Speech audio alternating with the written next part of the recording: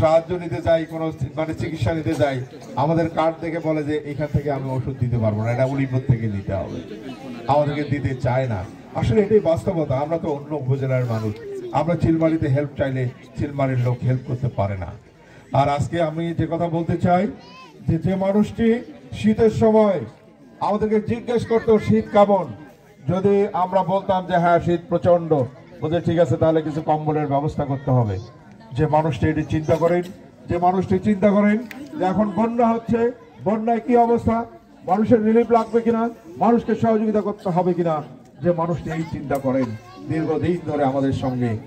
আজকে যারা নতুন নতুন অনেকে এসছেন, যারা ভোট চাইতে এসছেন, এখন নির্বাচনের প্রার্থী হয়েছেন, আমি আপনাদেরকে বলতে চাই যে একটু যাচাই বাছাই করে দেখতে হবে যে কোন মানুষকে দিয়ে আমরা উন্নয়ন করতে পারবো, আর কোন মানুষ হঠাৎ করে আমাদের কাছে এসে ভোট নিয়ে চলে যায়। এই লালু বুলুর মতো ক্যান্ডিডেটরা আবারও এখানে এসছে, তারা আবারও এভাবে ভোট নিয়ে চলে যেতে চায়। এইখানে আমরা সেই সুযোগ বারবার দিয়ে আমরা ক্ষতিগ্রস্ত হচ্ছি, আমাদের এলাকার উন্নয়ন বঞ্চিত করছি। এই জন্য এই ভুল সিদ্ধান্ত আর আমরা নিতে চাই না। আমরা যিনি দীর্ঘদিন আমাদের সঙ্গে ছিলেন, যিনি একটা পরীক্ষিত মানুষ, যাদের পরিবার এই এলাকার উন্নয়ন করেছে, সেই পরিবার থেকে একজন যোগ্য মানুষ আছে আমাদের নেতা জনাব তাজমিরুল ইসলাম সাহেব। আমি মনে করি শুধু বিএনপির জন্য নয়, এই উলিপুরের জন্য উনি একজন মানে এমন যোগ্য মানুষ যে উনার মতো অভিভাবক যদি থাকে, আমি মনে করি আমরা গর্বিত হব, আমরা আমাদের উন্নয়ন পাবো। যে উন্নয়নের জন্য আমরা এত কথা বলি, এই রাস্তাঘাট, ব্রিজ, কালভার্ট, এগুলোর জন্য কথা বলি, সেই উন্নয়নের জন্য আমরা কিন্তু মনে করি যে উনিও আমাদের উপযুক্ত মানুষ।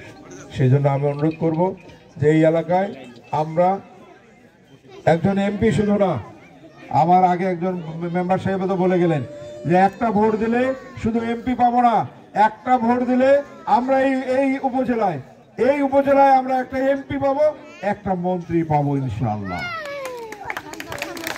আমরা কি মন্ত্রী চাই না নাকি? চান? শুধু উন্নয়ন চাইলে হবে না, উন্নয়নের আগে আপনি যদি মনে করেন যে গাছের ফল খাইতে চান, যদি মনে করেন আমি গাছের একটা ফল খাবো, তো যে ফল খেতে চান সেই ফলের গাছ লাগাতে হবে। সেই ফলের গাছ না লাগাই আপনি ফল খাইতে চাইলেই ফল পাওয়া যাবে না। এই জন্য বলতে চাই আমাদের উন্নয়ন দরকার, এখানে পাওয়ারফুল একজন মানুষ দরকার, এখানে একজন এমপি শুধু না, এখানে আমরা একজন মন্ত্রী দেখতে চাই, এবং সেই মন্ত্রী হওয়ার মতো যোগ্য মানুষটি এখানে আছেন। আমাদের বিএনপির কেন্দ্র থেকে বলেছেন, আমাদেরকে নমিনেশন দিয়েছেন, বলেছেন যে আমরা নমিনেশন দিলাম, তোমরা তো 40 বছর থেকে বিএনপির কোনো এমপি দিতে পারো নাই, আমরা নমিনেশন দিলাম, তোমরা যদি এমপি দিতে পারো আমরা তোমাদেরকে মন্ত্রী দেব। তাহলে আমাদের কাজটা কি? ভোট দিয়ে এমপি বানানো। আমাদের এই যে এখানে সনাতনী বোনরা আছেন, আপনাদের আরো কোনো ভয় আছে আমাদেরকে ভোট দিতে? আপনাকে আমরা আপনাদের পাশে থাকতে চাই, আপনাদের সকল বিপদ আপদ, সুখে দুঃখে আপনাদের সঙ্গে আমরা একত্রেই বসবাস করতে চাই। আপনারা কি রাজি? আমরা এই প্রস্তাব দিচ্ছি আপনাদেরকে, আপনারা কি রাজি? আমরা কিন্তু রাজি, আমরা আপনাদের পাশে আছি। যা বলেছি মুখ দিয়ে যে আপনাদের কোনো বিপদ হলে আমাদের শরীরে এক বিন্দু রক্ত থাকা পর্যন্ত আপনাদের বিপদে আমরা সাথে থাকবো, পাশে থাকবো, আগে আমরা আপনাদেরকে দেখভাল করব। এই বিশ্বাস আপনারা রাখতে পারেন। তো আমি আজকে আপনাদের সকলকেই অনুরোধ করব যে আমরা শুধু এমপি হিসেবে না, আমি ওনার মতো মানুষকে মন্ত্রী হিসেবে দেখতে চাই, আমি মন্ত্রী হিসেবে দেখতে চাই। আপনারা কারা কারা মন্ত্রী হিসেবে দেখতে চান একটু হাত তুলে দেখান, একটু হাত তুলে দেখান যে কারা কারা মন্ত্রী। সবাই চাই? ধন্যবাদ।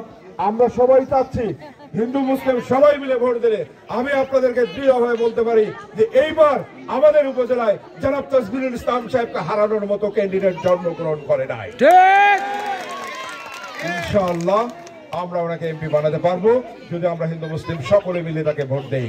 তা আমরা আগামী দিনে সকলে মিলে তাকে ভোট দিয়ে এমপি নির্বাচিত করব, এবং দোয়া করে আল্লাহ যেন ওনাকে সুস্থ রাখেন, উনি যেন আমাদের এমপি হন এবং উনি যেন আমাদের মন্ত্রী হন, এই আশাবাদ ব্যক্ত করে সকলের সুস্বাস্থ্য এবং দীর্ঘায়ু কামনা করে শেষ কথাটা বলে দেই, ভাইকে এই রাস্তাটা করে দিতেই হবে, এটা আমাদের দাবি। আপনি এমপি হওয়ার পরে আপনার উন্নয়নের খাতায় বুলবুল তুমি লেখা রাখো, 1 নাম্বার হলো এই রাস্তাটা করে দিতে হবে।